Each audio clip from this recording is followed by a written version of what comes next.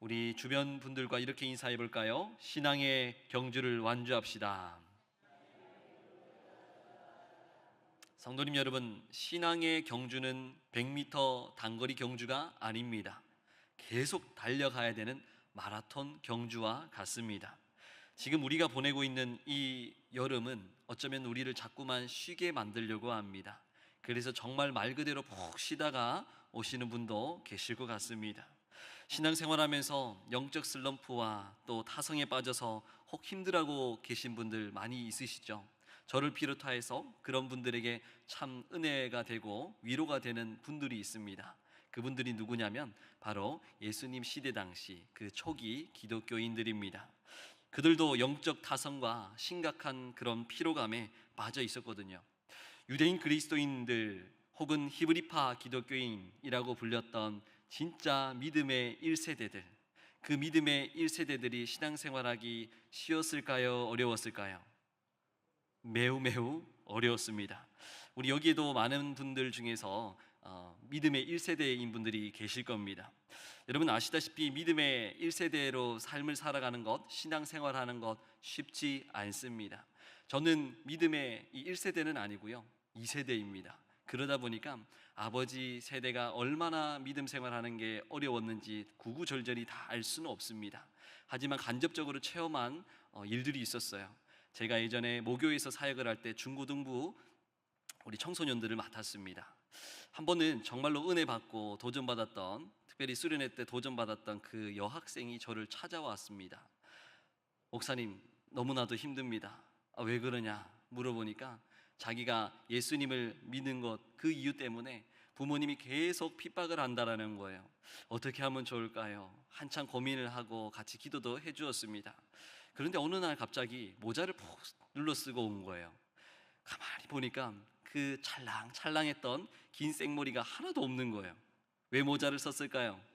머리가 삭발이 돼가지고, 여학생인데 그렇게 왔더라고요. 누가 이렇게 했느냐 하니 엄마가 그랬대요. 왜 그랬냐 하니 절대로 너는 예수님 믿을 수가 없어. 우리 집안에는 종교가 2개 이상은 안 돼.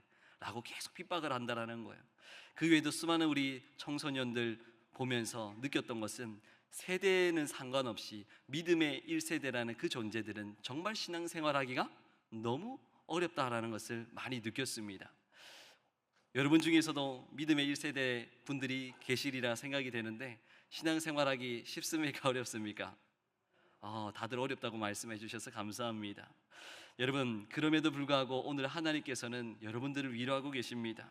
정말로 그런 인생, 어려운 신앙생활 하시는 모든 순간마다 내가 너희들한테 복을 내려주고 싶어, 축복해 주고 싶어 라고 말씀하시는 거예요. 방금 서론에서 제가 표현한 것처럼 이 진짜 믿음의 1세대들이라 불렸던 그 초기 기독교인들, 그 사람들은요 원래 대다수 유대교에 몸을 담고 있었던 사람입니다. 그런데 예수님을 막상 만나보니까, 우리 선진들이 예수님을 만났다는 얘기를 들으니까 그 예수님을 진짜 따르고 싶었던 거예요.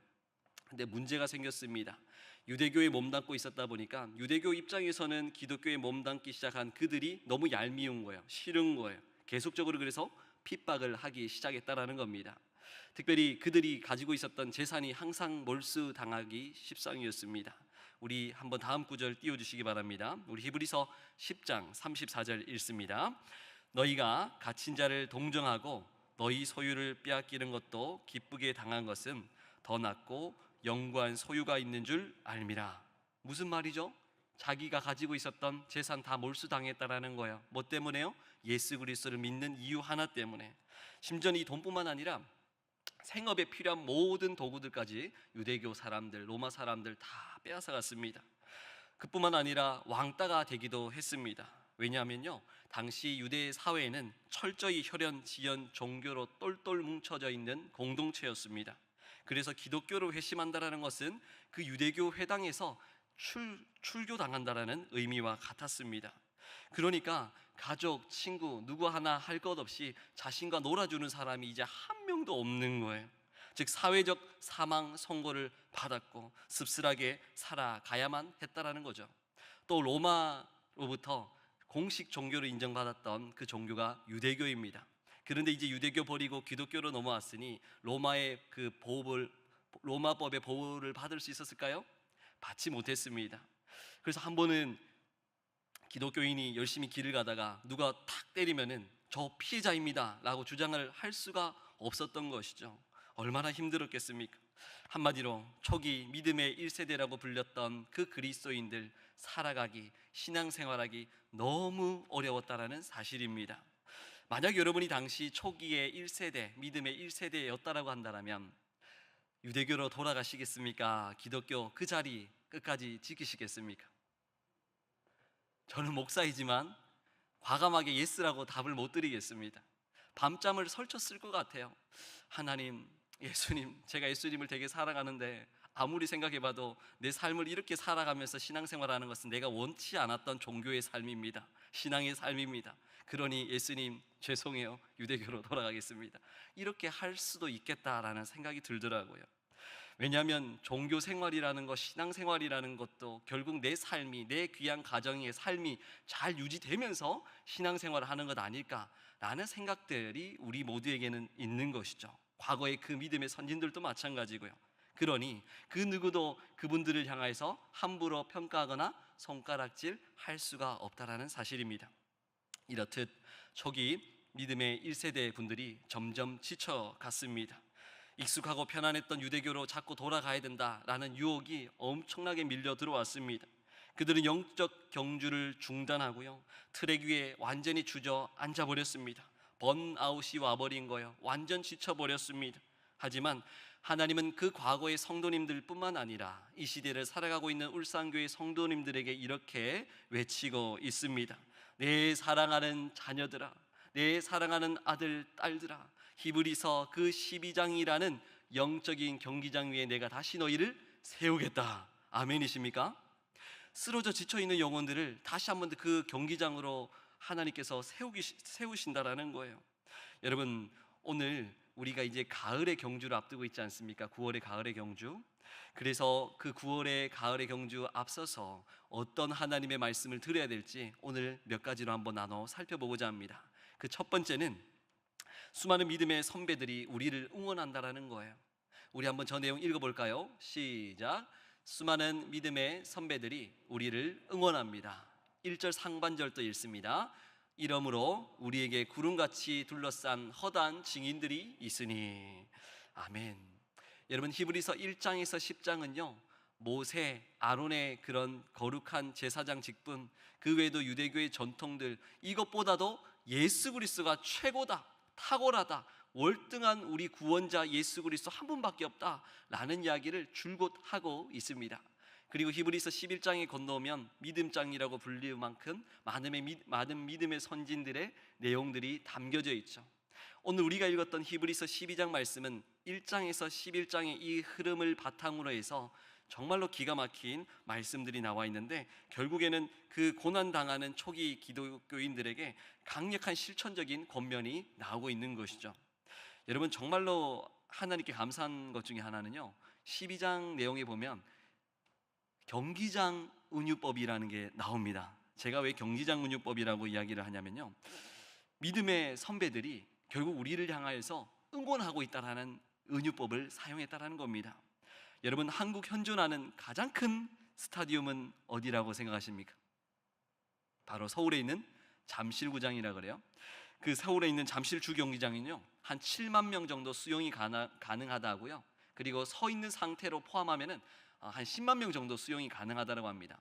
여러분, 그 10만 명 정도가 가운데 뛰고 있는 선수들을 향해서 일제히 환호성을 지르면은 데시벨이 몇 가지 오를까요?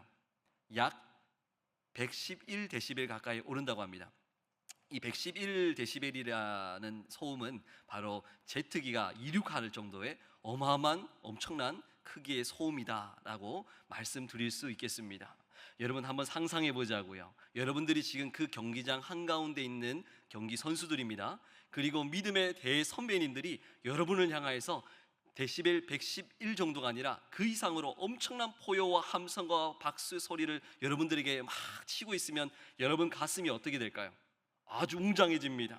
정말로 먹먹했던 이 가슴에 다시 한번 아드레날린이 막 분비될 겁니다. 얼마나 기쁘고 행복할까요? 없던 힘도 분명히 생길 것입니다. 바로 그런 운유법을 지금 히브리서 기자는 활용해서 우리에게 이야기하고 있더라라는 겁니다. 여러분, 당시 예수님을 그대로 믿을까? 아니면 다시 유대교로 돌아갈까? 갈팡질팡 머뭇머뭇거렸던 그 초기 기독교인들에게 지금 누가 응원한다고 제가 말씀드리고 있죠? 믿음의 선배님들이라고 말씀드렸어요. 여러분, 여기 나와 있는 믿음의 선배님들 누가 있는지 한번 생각해 보자고요. 첫사람 아담과 하와를 비롯하여서 노아와 에녹과 아브람, 이삭, 야곱, 정말 할 것 없이 어마어마한 믿음의 그 대단한 선진들이 우리를 향해서 응원하고 있다는 겁니다. 근데 이들이요, 보통 사람들이 아닌 거예요.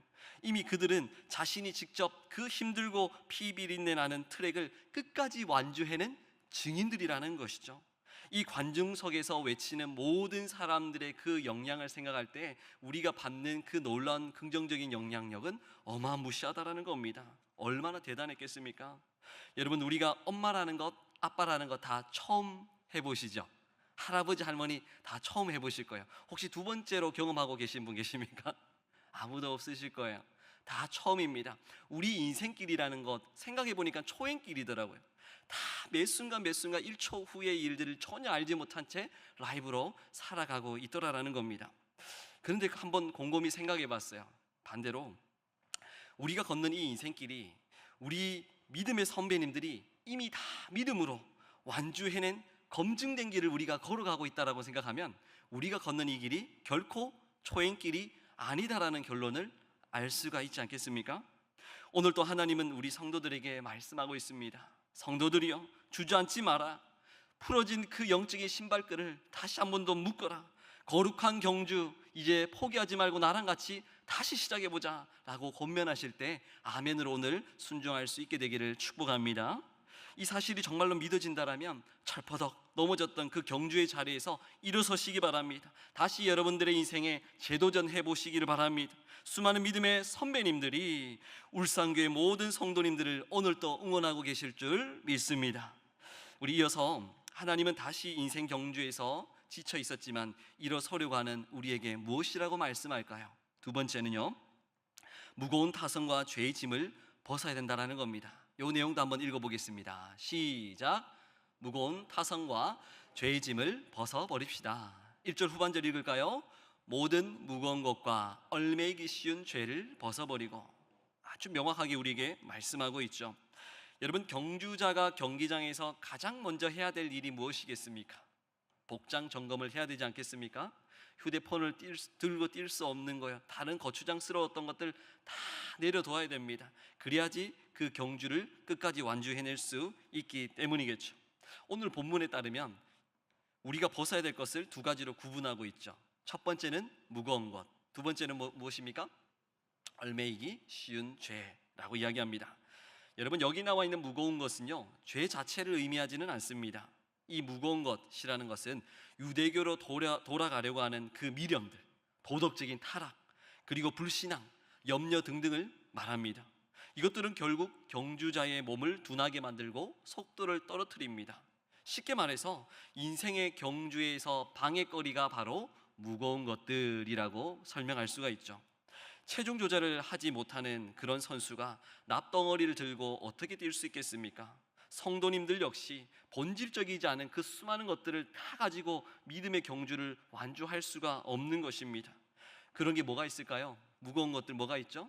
무절제한 그런 오락들, 과도한 세상적인 염려들, 걱정들, 물질에 대한 과도한 집착, 영적인 게으름 등등이 많이 있을 겁니다. 이 모든 것은 우리의 경주를 방해하는 무거운 것입니다. 과거 출애굽하여서 광야를 계속 40년 동안 힘겹게 다녔던 그들이 항상 오매불망 바랬던 것이 하나 있었습니다. 무엇이었을까요?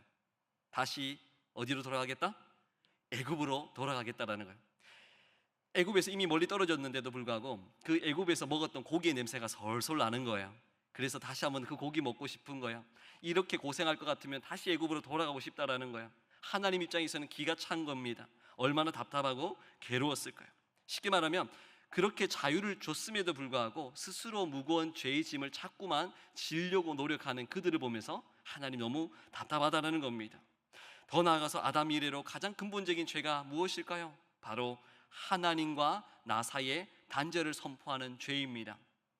사실 신앙생활을 하다 보면 하나님의 부재를 느낄 때가 많이 있으시죠. 아무리 기도해도, 아무리 주일날 와서 수요 기도회, 새벽 기도회, 금요일 나와서 외치더라도 하나님이 내 기도만큼은 절대로 응답하지 않으신다 라고 굳게 믿는 분들이 하는 생각이 무엇입니까? 하나님은 죽은 분이구나, 내가 결코 믿을 수가 없는 분이구나 하면서 스스로 하나님을 버리고 교회를 버리고 박차고 다른 곳으로 떠나려고 하는 그런 경우가 간혹 있다라는 겁니다. 여러분, 예수님을 부인하는 이 배교는요, 결국 하나님과 관계의 단절을 선포하는 행위였습니다. 우리 또한 인생을 살다 보면 계속적으로 무너지기 십상이죠. 하지만 기억해야 될 것은 절대적으로 예수님만을 우리는 염원하고 바라고 소망해야 된다는 사실입니다. 19세기에 영국에 아주 유명한 목사님이 있었어요. 그분의 이름은 루이스, 그리고 또 스펄전 목사님이 있습니다. 여러분, 이 스펄전 목사님이 이런 말을 했습니다. 많은 크리스천이 죄 때문에 넘어지는 것이 아니라 해롭지 않아 보이는 합법적인 것들, 그것에 마음을 빼앗겨 영적 무기력에 빠진다라고 이야기했습니다. 이 말에 혹시 동의가 되십니까? 우리 한번 다음 말씀 띄워주시고 우리 갈라디아서 골로새서 말씀 연속해서 한번 읽어보도록 하겠습니다. 시작. 그리스도께서 우리를 자유롭게 하려고 자유를 주셨으니 그러므로 굳건하게 서서 다시는 종의 멍에를 매지 말라. 너희가 서로 거짓말을 하지 말라. 옛 사람과 그 행위를 벗어버리고 새 사람을 입었으니 이는 자기를 창조하신 이의 형상을 따라 지시기까지 새롭게 하심을 입은 자니라. 아멘. 뭐라고 이야기하고 있죠? 너희가 옛 사람과 그 행위를 벗어버리라고 합니다. 그 이유는 너희가 이미 새 사람을 입었기 때문이라고 하고 있고요. 그리고 너희에게 이미 그리스도께서 자유를 주셨으니 어떤 멍에를 매지 말라 합니까? 종의 멍에를 매지 말라고 분명히 말씀하고 있죠. 성도님 여러분, 우리는 지금 이제 8월 말을 계속적으로 달려가고 9월을 맞이하고 있는 시점에 있습니다. 여러분의 영혼에 드리워진 무거운 짐은 혹시 무엇입니까? 내 인생 온몸에 덕지덕지 붙어있는 무거운 것과 얽매이기 쉬운 죄는 도대체 무엇이 있습니까? 이 정도 됐으면 충분해 라고 생각하는 영적 매너리즘 빠져있지는 않습니까? 여러분, 이 영적 마라톤에는요 중립기어가 없습니다. 결국 전진하지 않는 건 곧 퇴보를 뜻하기 때문이죠. 무거운 짐과 얽매이기 쉬운 그 수많은 죄를 오늘 또 십자가 앞에 들고 나아가서 다 내려놓게 되기를 간절히 축복합니다. 그러면 예수님께서 하시는 작업이 하나 있어요. 예수님의 십자가로 예수님은 그 우리의 모든 죄를 잘게 쪼갤 겁니다. 그리고 증발시킬 거예요. 없애버릴 거예요. 동해에서 서로 먼 것 같이 우리의 죄를 다 잊으시겠다라고 합니다. 그러니 우리가 해야 될 일은 무엇입니까?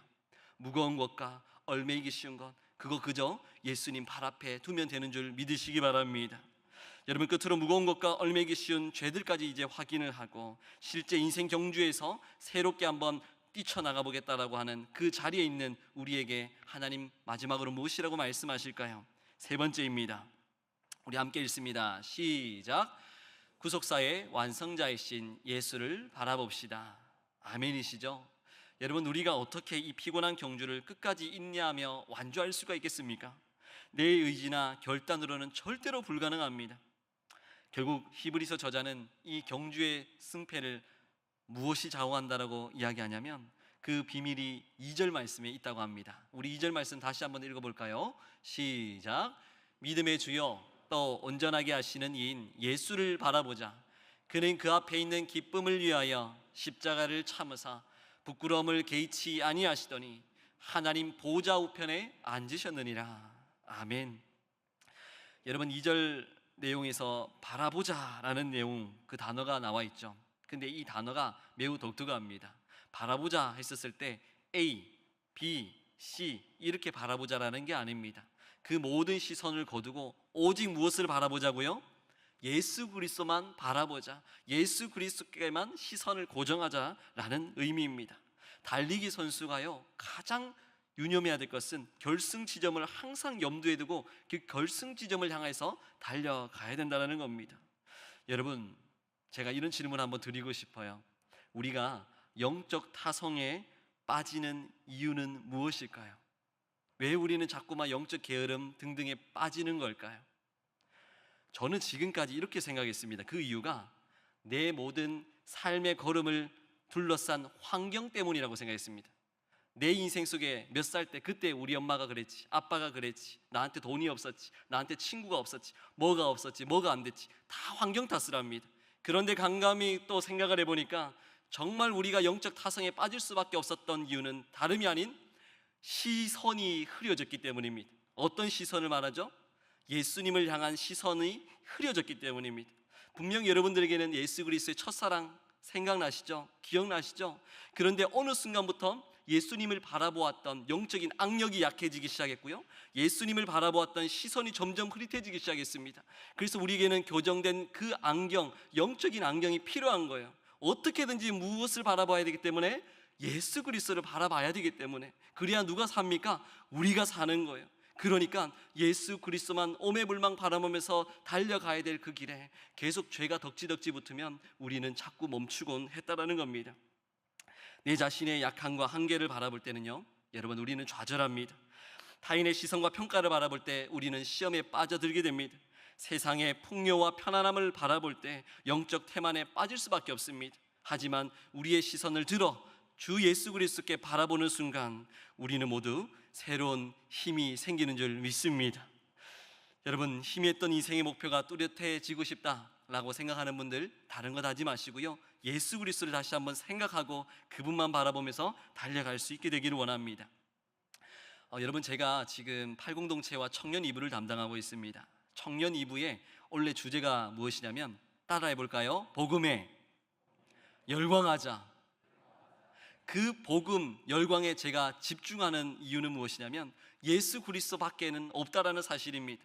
복음에 열광하자 2번씩 크게 외치고, 심지어 이거 크게 안 외치면 설교 시작 안 할 것처럼 그렇게 분위기를 몰아가면서 예수 그리스도, 예수 그리스도 계속 강조합니다. 왜 그런 걸까요? 우리 삶의 유일한 해결책은, 인생의 정답은 누구밖에 없습니까? 예수 그리스도밖에 없는 것입니다. 그래서 예수 그리스도를 우리는 기쁜 소식, 복음이라고 불리는 것 아니겠습니까? 여러분, 민수기 21장에 이와 유사한 사건이 하나 등장합니다. 거기 보니까요, 이스라엘 백성들이 광야에서 뭘 만납니까? 하나님이 의도적으로 풀어두었던 그 독사를 만나는 거예요. 그 독사를 여러분들 만났을 때, 당장 여기에 지금 독사 한 100마리 풀면은 아우 잘 물어라 행복하다 하시는 분 계실까요? 아무도 없을 겁니다. 진짜 혼비백산할 겁니다. 무조건 저기 위로 올라갈 겁니다. 왜냐고요? 살고 싶으니까요. 근데 여러분, 곰곰이 생각해 보자고요. 우리 삶 속에 하나님, 내가 신앙생활 제대로 못하는 것, 영적 매너리즘에 빠지는 것, 다 이런 환경 때문입니다. 하나님 한번 보세요. 내 주변에 이런 수많은 무서운 뱀들 있지 않습니까? 정말 나를 괴롭게 하는, 나를 죽이려고 하는 존재들이 이렇게나 많습니다. 하나님, 이 환경을 좀 치워주세요 라고 말하는데, 하나님은 무슨 선물을 주십니까? 롯뱀을 선물해 주시는 거예요. 여러분, 롯뱀이 결국에는 훗날 누구를 가리킵니까? 십자가에 달리신 우리 복음 대신 예수 그리스도를 가리키는 거예요.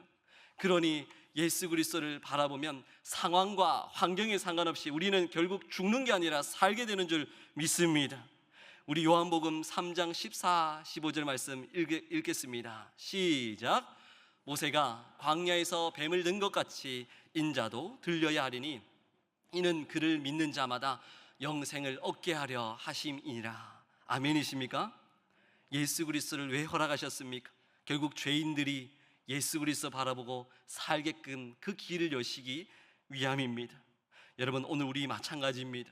영적 무기력과 타성이라는 독소에 중독되어져서 비틀비틀거릴 때에 우리가 살 길은 십자가에 달리시고 부활하신 예수 그리스도만 바라보는 것뿐인 줄 믿습니다. 여러분, 예수님은 누구이십니까? 오늘 본문에 따르면 그 예수님을 창시자요 완성자시다라고 표현을 합니다. 여러분, 창시자는 결국 믿음의 주고요, 그 주라는 말은 주인입니다. 그 주라는 말은 선두주자, 개척주자라는 의미입니다. 결국 예수님은요, 우리가 계속 달려가야 될 그 길을 먼저 앞서서 가신 분이라는 뜻입니다. 여러분, 인생길, 초행길 가다 보면은 때로는 힘들 때가 있어서 철퍼덕 넘어지고 싶을 때가 있을 겁니다. 그때마다 여러분들이 뭘 발견해야 되는지 아십니까? 이미 여러분 앞서 가신 예수 그리스도께서 흘리신 보혈의 흔적을 발견하시게 되기를 소망합니다. 그 보혈의 흔적을 하나씩 하나씩 만지면서 이 보혈을 나를 위해서 흘리셨구나 하면서 걸어가다 보면 언젠가는 어디에 도착합니까? 다 하나님의 나라 천국에 도착하는 줄 믿으시기 바랍니다. 예수님은 육신을 입고 이 땅에 오셔서 우리가 겪어야 됐던 수많은 피로와 고난과 배고픔과 외로움을 이미 다 경험하셨습니다. 가시밭길을 먼저 걸어가셨고요, 우리의 길을 개척해 주셨습니다. 그러므로 우리가 달리는 이 인생 트랙에는 주님의 핏자국과 발자국이 먼저 찍혀 있다는 것을 꼭 기억하시면서 인생 살아낼 수 있기를 원합니다. 주님은 상상 속의 가이드가 아니라 거친 트랙을 직접 먼저 완주하신 우리의 선두주자 되십니다. 예수님은 우리가 임의로 만들어낸 상상 속의 인물이 아닙니다. 완성자라는 또 말은요, 온전하게 하신 분이다라는 의미가 있습니다. 즉 결승 지점에서 면류관을 주시는 분이 바로 예수님이다라는 거예요. 우리의 믿음은 내가 시작해서 내가 완성시키는 것이 아닙니다. 신앙의 시작도 은혜요, 신앙의 과정도 은혜요, 신앙의 완성도 은혜인 줄 믿으시기 바랍니다. 빌립보서 1장 6절에 분명히 말씀하거든요. 너희 안에서 착한 일을 시작하신 그분, 그 예수 그리스도께서 그 주님의 날까지 이루실 줄 우리 모두 확신합시다. 우리가 중간에 지쳐 넘어지고 발목이 꺾여 주저앉아 있을 때에 결승선에서 먼저 가서 기다리고 계시는 주님이 왜 그것밖에 너 못 뛰느냐라고 나무라지 않습니다. 오히려 우리를 달려와서 일으켜 세워주시고 손잡아주시고 보듬어 안아주시고 우리가 흘리는 모든 눈물을 눈물의 병에 담아주실 분, 그분이 예수 그리스도밖에 없는 줄 믿으시기 바랍니다. 여러분, 예수님이 어떻게 그 고통스러운 구속의 경주를 완주하셨을까요? 우리 2절 하반절 주님의 동기를 이렇게 밝히고 있습니다. 한번 읽어볼까요? 시작. 그는 앞에 있는 기쁨을 위하여 십자가를 참으사 부끄러움을 개의치 아니하시더니 하나님 보좌 우편에 앉으셨느니라. 아멘. 예수 그리스도에게 있어서 그 십자가는 여전히 비참한 부끄러움일 수 있었습니다. 견디기 힘든 수치였습니다. 왜냐고요? 옷이 벗겨졌거든요. 피조물들에게 침뱉음을 당했거든요. 아버지 하나님으로부터 버림받는 정말 철저한 영적인 외로움을 그분이 겪으셨습니다. 근데 주님은요, 그 부끄러움을 개의치 않으셨다 합니다. 그리고 십자가를 참아내셨다고 합니다. 무엇 때문에 그렇습니까? 그 앞에 있는 기쁨 때문이었습니다. 그 앞에 있는 기쁨이 무엇입니까? 하나님의 뜻이라는 거예요. 하나님의 뜻이 무엇입니까? 바로 죄인들을 구원하시겠다라는 것이 하나님의 놀라운 구원의 계획인 줄, 뜻인 줄 믿으시기 바랍니다. 여러분, 십자가 이 놀라운 구속을 통하여서 사탄 권세를 다 깨뜨리시고 죄로 죽어가는 너와 나라는 존재를 구원하여서 하나님의 자녀로 삼는 영원한 구원의 기쁨, 그것을 예수님이 바라보시면서 십자가마저도 참으셨다라는 거예요. 그러면 우리 충분히 주님 걸어가신 그 길 끝까지 걸어갈 수 있지 않겠습니까? 이렇게 설교했는데 그래도 포기하랍니다 라고 생각하는 분, 그 포기할 마음 다 접어두시고 다시 한번 그 십자가 붙들기를 원합니다. 여러분, 이처럼 예수님은 십자가 너머에 있는 구원의 그 영광, 부활의 기쁨을 바라보셨기 때문에 눈앞에 십자가를 참으셨듯 우리 또한 그 주님이 걸어가셨던, 묵묵히 인도하셨던 그 길들을 계속 걸어가기를 원합니다. 여러분, 고난 뒤에 영광이 있고요, 그리고 십자가 뒤에 보좌가 있다는 사실을 기억하시기 바랍니다. 예수님의 그 구속사적 승리가 바로 오늘 우리가 달리는 경주의 보증이 되는 줄 믿습니다. 그 결승선에서 보좌 우편에 앉아 계신 주님께서 손에 생명의 면류관을 들고 우리를 기다리고 계십니다. 우리 인생길에서 그 장면이 매일매일 내 눈앞에 펼쳐지게 되기를 간절히 소원합니다. 우리의 죄와 약함, 그리고 세상의 고난 더 이상 바라보지 맙시다. 오직 나를 위해서 십자가에서 모든 것을 이루신 예수님 바라봅시다. 사랑하는 성도님 여러분, 말씀을 정리하겠습니다. 우리는 지금 인생이라는 길고 긴 마라톤 트랙 위에 서 있습니다. 여름이라는 계절을 지나오며 혹시 여러분들의 영혼 느슨해져 있지는 않습니까? 여러분들의 영적 신발끈 한번 확인해 보시기 바랍니다. 많이 풀려져 있을 겁니다. 그런데 오늘 설교 제목처럼 느슨해져 버린 이 영적 신발끈을 다시 한 번 더 묶게 되기를 소망합니다. 낙심한 마음 다시 한번 일으켜 세우기를 원합니다. 결승선에 계신 예수 그리스도 바라보면서 9월 이후에 거룩한 경주를 향하여서 힘차게 달려갈 수 있는 우리 귀한 울산교회 성도님들 다 되시기를 주님의 이름으로 소망하고 축복합니다.